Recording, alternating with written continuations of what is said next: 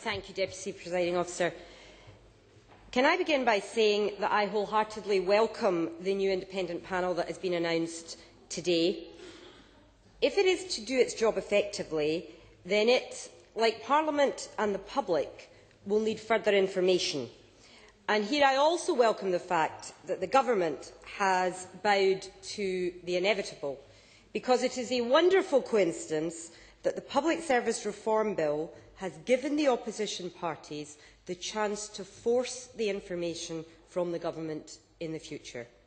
Yesterday, at the Finance Committee, the Government, knowing that they would be defeated on the floor of the Parliament on any stage 3 of the Public Services Reform Bill when it came to details of its budget, it bowed to the inevitable and made a virtue of necessity. That is a victory for Parliament, and it will get even better when next week the Government will have the chance to support amendments on capital projects that they have been resisting for months and months and months. And if this seems like arcane financial facts of interest only to a former finance convener, let me spell out the implications in terms that every taxpayer should be concerned about. Because last week, the Cabinet Secretary told me that there was no underspend available for GAL. Since then, two troubling facts have come to light. Firstly, yesterday afternoon, the spring budget estimates revealed that this year, not next year, but this year, the slippage in the Edinburgh Trams project was £54 million. Now, how can anyone defend that slippage of this scale is squirrelled out with less than 24 hours to go to a final budget vote? You have to ask, is there a hint of embarrassment on the Government benches about this underspend ever seeing the light of day? I'm incredibly pressed for time, so let me come to the second point. Because much more troubling was the Cabinet Secretary's letter yesterday indicating that there was no slippage in spend on the Southern General project. The Southern General Hospital is the largest building project in the whole of Europe. It's costed at £842 million, and I believe the accountable officer for this project is the head of the Health Department in St Andrew's House. I believe that the facts here should trouble the taxpayer, because this project, in the last 6 months, has fallen almost 2 years behind schedule in terms of its final completion date. In August, the Cabinet Secretary was telling Parliament that the Children's Hospital would be finished in 2013, the new Adult Hospital in 2014.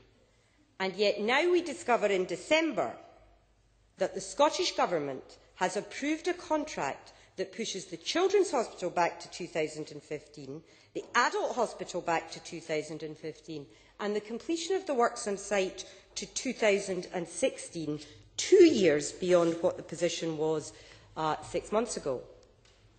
Now, if key parts of this project are to be 2 years late, the cash is not being held up. Indeed, astonishingly, the figures that I have obtained from SPICE and from the Health Board itself show that the Government has agreed that the contractor should get cash even faster than if the project was going ahead on its original plan.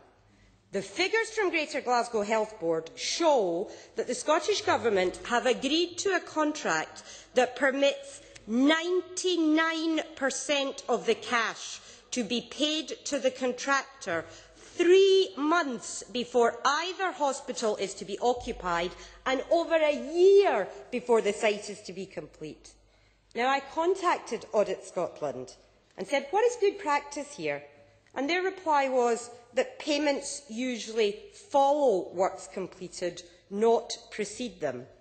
But of course, in the case of the Southern General, even though the hospital openings have been delayed from 2013 and 14 to 2015, the Government is planning to hand over 99% of the monies 3 months before either hospital is to be occupied. Now, of course, the Scottish Government refuses to publish these figures. This is the sort of creative accounting and hiding of underspends and slippage that has to stop, because it is quite simply bad value for the taxpayer. So I say to John Swinney, Why did he and his colleagues approve a contract allowing 99% of the cash to be paid before either hospital is operational? Why is the Scottish Government not having payments follow the work rather than paying up before the hospitals are operational? Because the real budget shocker is that over £800 million, double the cost of Garl, could be walking out of the door before the hospitals are operational, and ministers don't even want Parliament to know about it.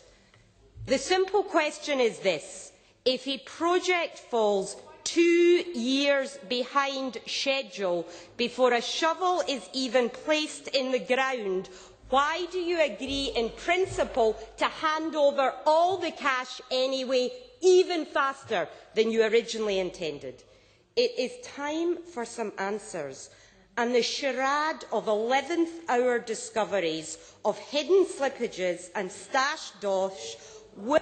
I'm sorry, the member's time is up. I'm sorry. Linda Fabiani, to be followed by Des McNulty.